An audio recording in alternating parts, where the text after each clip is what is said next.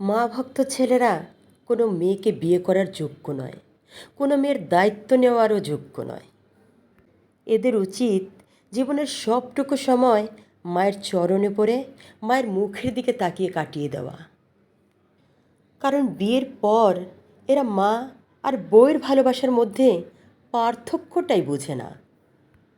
এরা মায়ের অন্যায় অত্যাচারের প্রতিবাদ করতে পারে না, বরঞ্চ নিজের বউকে বলে সহ্য করতে, ধৈর্য ধরতে, মানিয়ে নিতে। যখন মেয়েটি আর পারে না, তখন ওরা মা ছেলেরা মিলে ওই পরের মেয়েটির উপর দোষ চাপিয়ে দেয় আর তাকে ডিভোর্স দিয়ে দেয়। আমি একজন ভুক্তভোগী, তাই আমি জানি এই মা ছেলেকে সহ্য করা কতটা কষ্টের।